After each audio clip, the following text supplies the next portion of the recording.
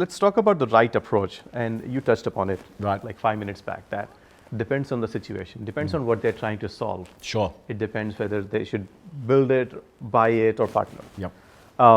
Let's see it this way: that a mining company is trying to build AI tools, machine learning tools, and they've got a team to figure it out. How should they come to an opportunity that is feasible, means can be solved with the existing infrastructure, existing data, viable, worthy of their time and attention, that they're not spending their entire time on something that doesn't mean a lot. Third, scalable, that if I'm a multi-site mining company, can I solve it here, spend 6 months developing a solution, and then just copy and paste it to all the other sites? And finally, can I get all my stakeholders rallying behind it and say, that's the right problem to solve. Once you give me the solution, actually I'm looking forward to it. That will make my life so easy.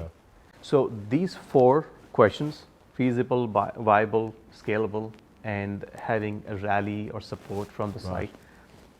What's the right process of doing it? So I think the process, and we've worked a lot this with companies, is, we call it fast path, but it's kind of like, first you need to kind of rank all your problems. So you need to have an agreed upon set of, how do you rank one problem over the next? And and otherwise it just become pet projects. And sometimes you're doing something that's not that valuable versus you're leaving something that's more valuable, maybe a bit harder, but you should be working on that one, not this one. So really having a very systematic approach to identifying problems, ranking those problems and the opportunities, I think is really important. So we call that attractiveness. Why is this solution or problem more attractive to solve than this one? So that has to be very systematically done. Otherwise it's just opinions. And this we get into arguments, and you can't sustain investment in projects in that environment. Exactly. So that's really important. So once you've got that laid down, how do you identify the companies that can help you do that? And then again, there's ways to do that.